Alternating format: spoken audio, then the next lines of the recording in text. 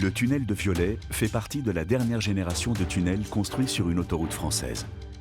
L'infrastructure est mise en service une décennie après la catastrophe du tunnel du Mont-Blanc. En 1999, l'incendie d'un camion avait embrasé le tunnel pendant plus de 50 heures avant que les pompiers puissent en venir à bout, faisant 39 victimes. Le tunnel de Violet répond à toutes les nouvelles réglementations édictées au lendemain de la catastrophe.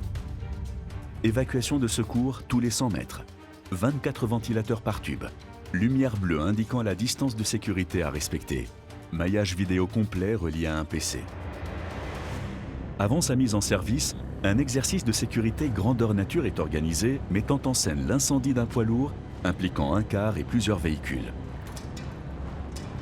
Pompiers, SAMU, gendarmes interviennent. Une cellule de crise avec le préfet est mise en place au PC. Sur tout le site, des observateurs notent minutieusement le déroulement des opérations et la coordination entre les différents acteurs. La situation sera rapidement maîtrisée.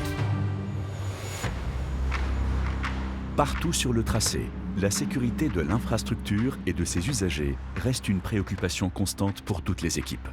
Et ce, dès la phase de construction. À l'image du tunnel de Violet, un autre grand défi de la 89 ne se voit pas depuis le ciel. À l'ouest de Périgueux, la carrière de chaux de Saint-Astier s'étend sur une superficie de 50 hectares, à 15 mètres de profondeur. L'immense cavité fragilise le sol. Si rien n'est fait, l'autoroute risquerait de s'y effondrer en cours de chantier. Ou pire encore, après sa mise en service. Donc on avait ajusté notre tracé, mais on n'a pas pu éviter complètement les carrières. Donc ce qu'on a fait, c'est qu'on a conforté les carrières souterraines pour pérenniser la stabilité de l'autoroute et pérenniser l'exploitation de la chaux. Les travaux vont être menés à 15 mètres sous la surface du sol, sur une emprise de 15 000 mètres carrés. 51 pylônes en béton de 14 mètres de haut sont édifiés pour venir soutenir le ciel de la cavité. Celui-ci sera enfin bardé de 3500 pieux de 3,5 mètres de long pour renforcer la roche et assurer ainsi son maintien. La consolidation des carrières de Saint-Astier, carrières souterraines, a été compliquée. D'une part pour la conception, c'est-à-dire quelle force doit-on rajouter pour pérenniser leur stabilité.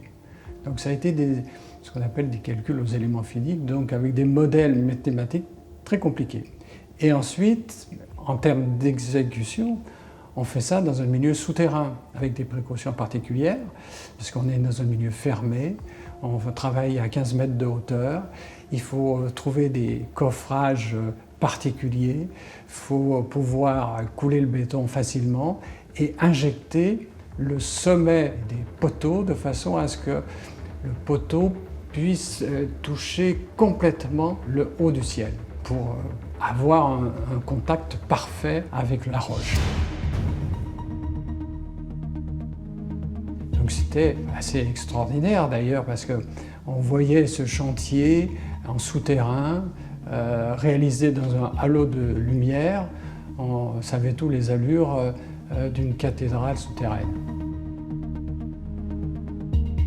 Le chantier de consolidation des carrières de Saint-Astier a été le chantier le plus discret de tout l'itinéraire de 89. Il n'empêche que ça a été l'un des plus compliqués et des plus spectaculaires lorsqu'on était aux premières loges. Longue de 550 km, l'A89 est la seconde autoroute la plus longue de France, après l'A10, qui ne la dépasse que de 5 km.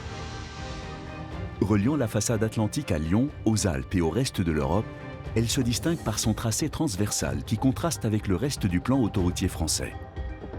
Cette grande traversée d'ouest en est a exigé 3 décennies de travaux et constitué un immense défi pour les constructeurs qui ont dû, à chaque étape, imaginer et concevoir les ouvrages d'art les plus remarquables et mettre en place les techniques les plus innovantes pour partir à l'assaut de géographie complexe et de reliefs tourmentés.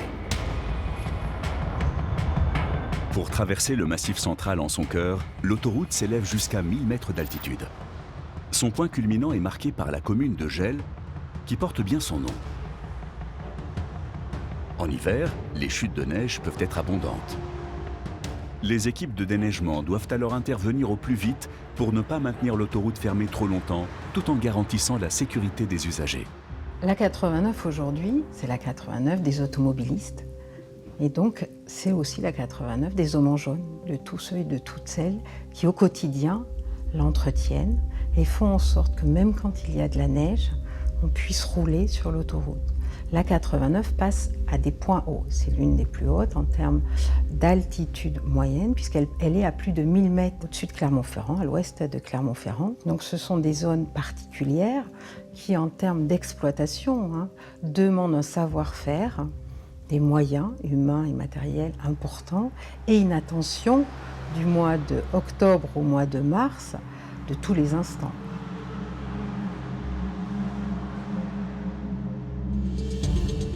Prendre soin des automobilistes, mais aussi prendre soin des milieux naturels qu'ils traversent. Cette prise en compte va imposer aux équipes de nouveaux imprévus et de nouveaux challenges. Entre les départements de la Loire et du Rhône, le tracé rencontre le Boussuivre, un petit ruisseau comme il en existe des milliers en France. Mais ici, une espèce extrêmement menacée a été identifiée par les équipes de génie écologique. L'écrevisse à pattes blanches. L'animal est un marqueur de la bonne santé du milieu naturel et de la qualité des eaux. Détruire ou modifier son habitat naturel, ce serait à coup sûr condamner l'espèce. Donc toute une faune intéressante, pas forcément extraordinaire, mais qui malheureusement aujourd'hui le devient avec l'impact de l'activité humaine. Donc on a pris toutes sortes de mesures. Et une des premières mesures, c'est de délimiter vraiment notre chantier avec des palissades qu'on trouve plutôt en ville. Mais là, on les a mis en pleine campagne, tout au long du vallon, sur 4 km, pour dire aux gens, votre chantier, il est là, il n'est pas à côté. Une fois la zone délimitée et confinée, limitant le déplacement des engins et des hommes au strict périmètre du chantier, la phase critique reste à venir. Ce sont les opérations de terrassement de la plateforme qui mettent à nu de vastes surfaces et brassent des dizaines de milliers de mètres cubes de terre. Pour éviter que les pluies n'entraînent de fines particules de terre dans le ruisseau et ne l'asphyxient, les équipes vont construire des bassins provisoires de très grande capacité. Toutes les eaux du chantier y seront collectées, décantées et filtrées avant d'être reversées dans le cours d'eau. Mais l'opération de sauvegarde de l'espèce ne s'arrête pas là. Les ingénieurs et maîtres d'œuvre vont décider de lancer en parallèle du chantier un vaste programme de conservation de l'espèce. C'est alors une première dans le monde des travaux publics. Alors on a prélevé quelques individus, on les a élevés au Muséum d'histoire naturelle de Besançon, parce que là-bas il y avait un spécialiste qui pensait savoir élever cette espèce parce qu'on ne l'avait encore jamais fait. Mais ça a été une réussite. C'était une réussite puisqu'on a réussi à obtenir à peu près 1200 juvéniles qui sont nés en captivité et que l'on a ensuite relâchés dans le milieu naturel. C'était une opération inédite qui n'avait jamais été faite et donc les populations du cours d'eau sont toujours en vie et vivent correctement. On le sait parce que là on a fait des suivis pendant 5 ans sur le cours d'eau du Boussuivre et du Gant. De mémoire d'ingénieur, c'est la première fois que la construction d'une autoroute vient directement au secours d'une espèce menacée et assure sa pérennité.